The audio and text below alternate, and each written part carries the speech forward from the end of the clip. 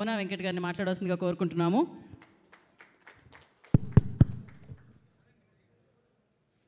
అందరూ అన్నీ మాట్లాడేశారు, అందరూ అంతా చెప్పేశారు.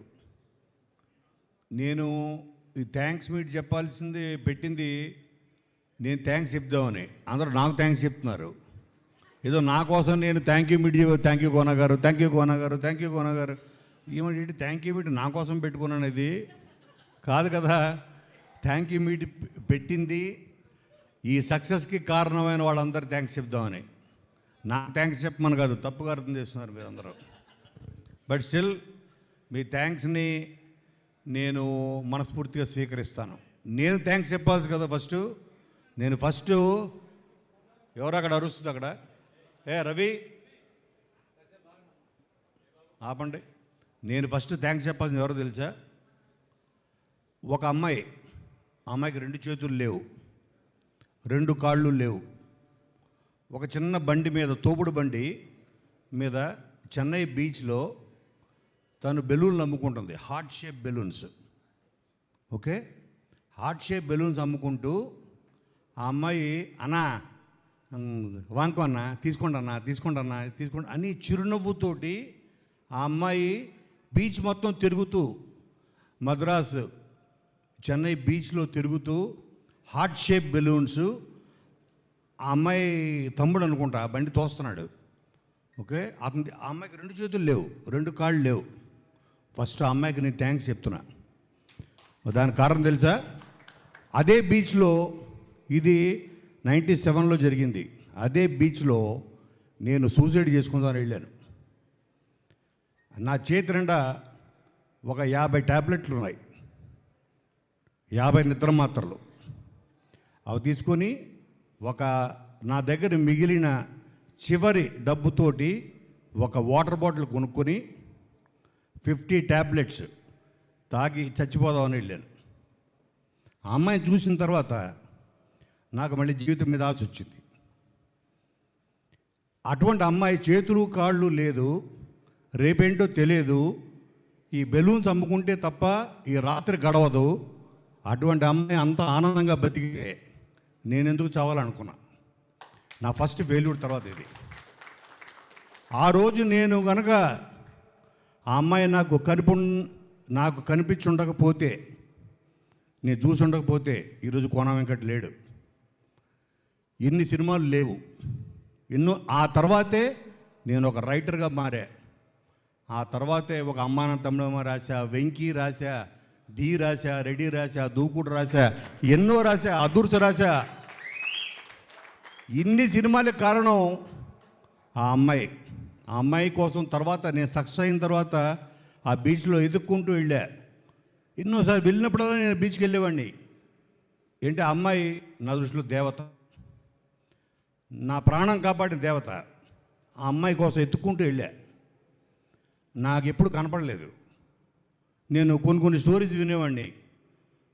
సాయిబాబా గుడికి వెళ్ళినప్పుడు, షిరిడీకి వెళ్తున్నప్పుడు దారిలో ఏవో కొన్ని చమత్కారాలు బాబా రూపంలో వచ్చారని అలా చాలామంది చెప్పుకుంటారు కదా భక్తులు.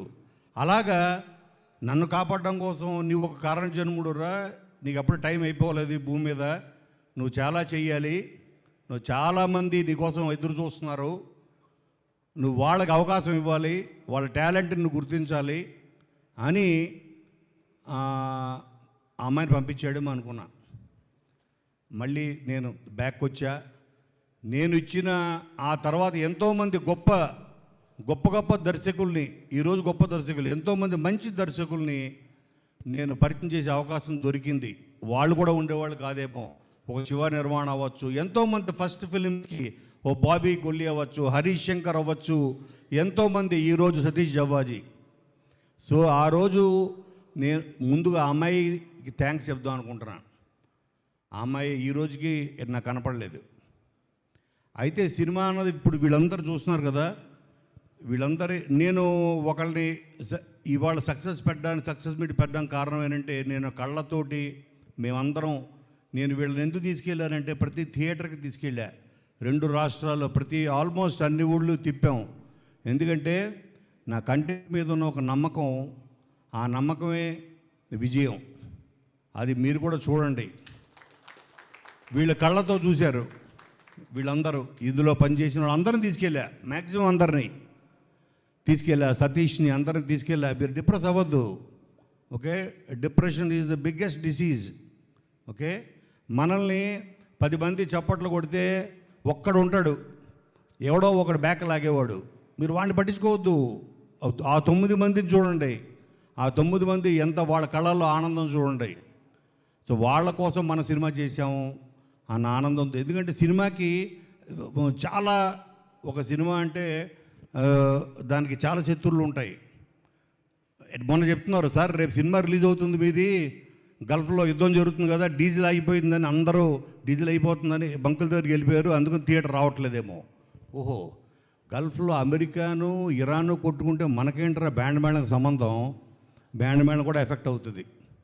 అంటే ఎంత సున్నితమైందంటే సినిమా. ఓకే, ఒక చిన్న రూమరు రేపొద్దు నుంచి లాక్డౌన్ ఏమో అని ఎక్కడో ఎవరో అంటారు సోషల్ మీడియాలో, దెబ్బకి అందరూ మళ్ళీ సూపర్ మార్కెట్లు పరిగెడతారు, ఇక్కడ పరిగెడతారు, పెట్రోల్ బంక్, సినిమా ఎఫెక్ట్ అవుతుంది. ఓకే, అలాగే పైరసీ, పక్క లాంగ్వేజ్ సినిమాలు, మనం ఎంచుకున్న డేటు, ఎన్నో ఎన్నో ఎన్నో ఫ్యాక్టర్స్ ఓ సినిమాని హిట్ని దాని భవిష్యత్తుని డిసైడ్ చేస్తాయి. ఓకే, ఎన్నో హడ్డుల్స్ దాటుకొని 100 హడ్డుల్స్ ఉంటాయి. ఓకే, దాంట్లో మళ్ళీ పైరసీలు ఉంటాయి, ఎన్నో ఉంటాయి. అన్నీ దాటుకొని పక్క సినిమా రిలీజులు, డబ్బింగ్ సినిమాలు, ఇవన్నీ మన సినిమాకి ఎన్నో అడ్డంకులు దాటుకొని నేను రాత్రి ఎక్కువ చూసేది నేషనల్ జియోగ్రఫిక్ ఛానల్ చూస్తుంటా. అవి ఏం చూస్తాను, అందులో నాకు బాగా నచ్చేది ఏంటంటే, నేను ఒక చిన్న వీడియో చెప్తా మీకు, మీరు కూడా చాలామంది చూసే ఉంటారు. ఓకే, ఒక డియర్, ఒక జింక చెరువు దాటుతూ ఉంటుంది. ఆ చెరువు నిండా ముసళ్ళే, అవి ఒక 10-20 ముసళ్ళు దానంట పడుతుంటాయి. ఇదేమో ఈత్తు ఈత్తు ఈత్తు ఈత్తు ఉంటుంది. అది వెళ్ళే లోపల పట్టుకోవాలని ఈ 10 క్రోకోడైల్స్ 10-20 మొత్తం దాని వెంట పడుతుంటాయి. వీటన్నిటిని తప్పించుకొని ఒడ్డుకు చేరాలి అని. సో నేను కూడా చూస్తున్నప్పుడు అది చేరుతుందా లేదా, ఒక్క కాలు పట్టుకున్నా చాలు, ఒక్క ముసలి అటన్నిటిలో అది ఆన్ ద స్పాట్ డెడ్. ఇవన్నీ దాటుకొని ఒడ్డుకు వెళ్ళిందా, దాని లైఫ్ ఇవాళ ఒడ్డుకు చేరింది బ్యాండ్ మేళం, అదే దుప్పిలాగా. దీనికి కారణం డెఫినెట్గా నెంబర్ 1 to నెంబర్ 10 ఆడియన్స్, ప్రేక్షకులు. మేము వచ్చినప్పుడు థియేటర్కి మీ కళ్ళల్లో చూశాను నేను, మీ కళ్ళల్లో ఆ సాటిస్ఫాక్షన్, మీరు ఈ సినిమా ద్వారా మీకు ఈ సినిమా ఇచ్చిన సాటిస్ఫాక్షన్, ఆనందం, ఎమోషన్ అన్నీ మీ ఐస్లో నేను మిమ్మల్ని చూస్తూ ఉన్నాను. అదే సక్సెస్. అలాగే నేను థ్యాంక్స్ చెప్పాల్సింది, కరెక్ట్ చెప్పాడు రోషన్, సురేష్ బాబు గారు, జగదీష్, వాళ్ళ ప్లానింగ్. అంటే ఒక కొత్త సినిమా, చిన్న సినిమా అవ్వచ్చు. నేను పెద్ద హీరోల సినిమా ఎన్నో రాశాను, ఎన్టీఆర్కి 4 ఫిలిమ్స్ రాశాను, రవితేజ్కి ఎన్నో సినిమాలు రాశాను, మహేష్ బాబుకి రాశాను. కానీ ఇటువంటి వాళ్ళకి చేసినప్పుడు ఎక్కువ శ్రమ పెట్టాలి. వాళ్ళకి నేను పెద్ద పెట్టక్కర్లేదు, ఒక 4 పంచులు వేస్తే చాలా అయిపోయింది. నాకు పంచులు, మంచి డైలాగ్స్, మంచి ట్విస్టులు, ఆ సినిమాని ఆడియన్సే మోసుకుంటూ తీసుకెళ్ళిపోతారు. 10% బాగున్నా, కానీ వీళ్ళది 100% బాగుండాలి. 100 అంటే వీళ్ళకి ఎక్కువ శ్రమ పెట్టాలి. అందుకని ఈరోజు వరకు నేను కేవలం వీళ్ళందరి జీవితాలు ఇప్పుడే స్టార్ట్ అయ్యాయి. ఓకే, ఎస్పెషల్లీ మా రోషన్, మా శ్రీదేవి, ఇక్కడ చేసిన ఫ్రెండ్స్ క్యారెక్టర్స్, వీళ్ళందరూ ఇందులో పనిచేసిన టెక్నీషియన్స్, ఇందాట కొరియోగ్రాఫరు, ఈ సినిమాకి ఫస్ట్ సాంగ్తో ఊపించిన రాము రాథోడ్, ఆ సాంగ్ సినిమా తీసుకెళ్ళింది ఫస్ట్. వీళ్ళందరికీ థ్యాంక్స్ చెప్పాలి. అలాగే జగదీష్, సురేష్ ప్రొడక్షన్స్, ఎంత మారుమూల నార్త్ ఇండియాలో. నాకు శ్రీదేవి వాళ్ళ కజిన్ సూరత్లో మొన్న సినిమా చూసిందంటే నేను షాక్ అయ్యా. సూరత్లో కూడా సినిమా రిలీజ్ అయింది. సూరత్లో సినిమా రిలీజ్ అయ్యి అక్కడ కూడా ఆల్మోస్ట్ హౌస్ఫుల్స్ అని తను ఫోన్ చేస్తే నేను ఆశ్చర్యపోయాను. అంత మూలకు కూడా తీసుకెళ్లారు సురేష్ ప్రొడక్షన్స్, ఏషియన్ సురేష్ వాళ్ళు. ఇంకా అంతకన్నా ద బెస్ట్ జాబ్ నేను ఎక్కడ చూడలేదు. అంటే ఇట్స్ ఎ సేఫ్ హెవెన్ వాళ్ళ ఎందుకంటే ఆయన సినిమా చూశాడు. సురేష్ బాబు గారు సినిమా చూసి ఓకే దీన్ని ప్రాపర్గా ప్లానింగ్ చేసి జగదీష్ గారి చేతిలో పెట్టి ప్రతి కొత్త ప్రొడ్యూసర్కి ఓహో వీళ్ళు సేఫ్గా ప్లానింగ్ చేస్తారు. ఈ సినిమా కొనడానికి చాలామంది ముందుకు వచ్చారు, కానీ ఎవరికి అమ్మలేదు. నేను ఎందుకు అమ్మలేదంటే ఈ సినిమా మీద ఉన్న నమ్మకం ఒకటైతే, నేను 10 మంది ఇప్పుడు నేను చెప్పే కదా ఇందాట క్రొకడైల్స్ అని, వీటన్నిటిని దాటుకుని వెళ్తుందా లేదా, ఆ తప్పు జింకది కాదు. ఒకవేళ వాళ్ళ చేతికి చిక్కితే ఆ తప్పు జింకది అవ్వదు, ఆ క్రొకడైల్స్దే అవుతుంది. అటువంటిది నేను ఒక డిస్ట్రిబ్యూటర్ చేతి ఎందుకు పెట్టడం, ఒక్క సురేష్ బాబు గారు నమ్మి, సురేష్ ప్రొడక్షన్స్, ఏషియన్ సురేష్ నమ్మి వాళ్ళ చేతిలో పెట్టే లాభమో నష్టమో వీళ్ళు చూసుకుంటారని. అందుకని ఫస్ట్ తర్వాత థ్యాంక్స్ చెప్పాల్సింది వాళ్ళకి. అలాగే కోన అంటే నా ఇంటి మనిషి అని ఈ సినిమాని బ్లెస్ చేయడానికి, యంగ్ యాక్టర్స్ని, కొత్త యాక్టర్స్ అందరిని బ్లెస్ చేయడానికి వచ్చిన ప్రతి వాళ్ళకి వివి వినాయక్, బాబీ, విజేంద్ర ప్రసాద్ గారు, అలాగే నా ఆప్తమిత్రుడు త్రివిక్రమ్ శ్రీనివాసు, ఎంతోమంది, అలాగే నాకు దైవ సమానులైన చిరంజీవి గారు, వీళ్ళందరూ ఈ సినిమా వెనకాలండి నాకు ధైర్యాన్ని ఇచ్చారు. నాకు కాదు, వీళ్ళకి ధైర్యాన్ని ఇచ్చారు. వీళ్ళందరికీ థ్యాంక్స్ చెప్పాలి. కాబట్టి మీ అందరికీ ప్రేక్షకులు నేను చెప్పేది ఏంటంటే, ఓకే మీరు అంటే ఇప్పుడు ఎవరి జాబ్ వాళ్ళు చేశారు, మనం ఒకళ్ళని నిందించకూడదు. ఎవరి జాబ్ వాళ్ళు చేశారు. మీ జాబ్ మీరు పర్ఫెక్ట్ చేశారా? మీరు చేశారు. డైరెక్టర్గా సతీష్ తన జాబ్ పర్ఫెక్ట్గా చేశాడా? 100% పర్ఫెక్ట్గా చేశాడు. అలాగే శివ యాజ్ అన్ ఎడిటర్ ఎన్ని రాత్రులు పడుకోకుండా పనిచేశాడో నాకు తెలుసు. ఎన్ని రాత్రుళ్ళు నాకు తెలుసు. ఆఫీసులోనే కాపురం పెట్టాడు. తను స్నానం చేసేటప్పుడు కూడా లేదు, నాకు తెలియదు, స్ప్రే పెట్టుకున్నట్టున్నాడు. చేసావు కదా, ఆ సోఫాలో పడుకునేవాడు డే అండ్ నైట్. సో కష్టం అన్నది దేవుడితో సమానం. మీ కష్టం వృధా పోదు. అలాగే ఫస్ట్ టైం ఈ సినిమా కోసం రోషన్ పాట పాడాడు. ఇటు చెప్పారు, రోషన్ నువ్వు ఈ సినిమాలో పాట పాడుతున్నావు అని. బొంబాయికి పోదునంట దాని మనసు అని. ఆ లిరిక్ని ప్రాక్టీస్ చేయించి, తను వేరే షూటింగ్లో ఉంటే రాజమండ్రిలో లిరిక్ పంపించి నువ్వు రాగానే పాట పాడుతున్నావు అంటే మదీన్ అనే మ్యూజిక్ డైరెక్టర్ దగ్గరికి పంపించి తన చేత పాట పాడించా. అలాగే ఇందాక చెప్పాడు శ్రీదేవి, ఎంత ఎక్స్ట్రాడినరీ పెర్ఫార్మెన్సు. అంటే తను నా కూతురు లాంటిది కాబట్టి నేను ఎక్కువ పొగడకూడదు అనుకున్నా. బట్ నేను 100% చెప్పకపోతే తప్పు అవుతుంది. చిన్న ఎక్స్ప్రెషన్స్ రవి చాలా బాగా గమనించారు, చాలా బాగా గమనించాడు. ఎస్పెషలీ క్లైమాక్స్లో. ఓకే, తను నాకు తెలుసు ఏంటిది యాక్టింగ్ అని. మానిటర్ దగ్గర కూర్చుంటే నాకే ఏడుపు వచ్చేసి పక్క వెళ్ళిపోయాను. ఓకే, నేను చూడలేక ఆ బాధని.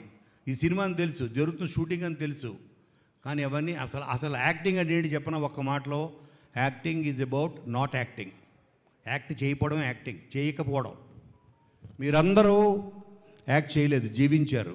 ఆ పాత్రలో మీరు జీవించారు. ఇప్పటికీ నాకు పూజ అని పేరు రాదు, దేవి అంట, అలాగే దినేష్ అంట, అంజీ అంట. అంటే నాకు ఆ పాత్రలు గుర్తున్నాయి తప్ప నాకు వాళ్ళ పేర్లు నాకు ఇప్పటికీ గుర్తులేదు. దానికి కారణం ఏంటి తెలుసా? మీరు ఆ పాత్రలో జీవించారు. అలాగే ఆ గుడ్డి క్యారెక్టర్ చేశాడు. కరెక్ట్, రవిరాజు కదా. తను కూడా చిన్నవి. అప్పుడు నాకు ఆ బ్లాక్ ఆ కళ్ళద్దాలు పెట్టినప్పుడు తను కళ్ళు మూసుకుని చేసేవాడు అనిపించింది నాకు. అవునా, కళ్ళు మూసి చేశాడు. ఎందుకంటే నా బాడీ లాంగ్వేజ్ చూసి అర్థమైపోయింది నాకు, ఓహో ఇతను ఏంటి తడుపుకోవడంలో ఎవరి పర్ఫెక్షన్. నెక్స్ట్ అలాగే ప్రతి వాళ్ళు ప్రాణం పెట్టారు. ఓకే, మీరు పడిన కష్టం వృధా పోదు.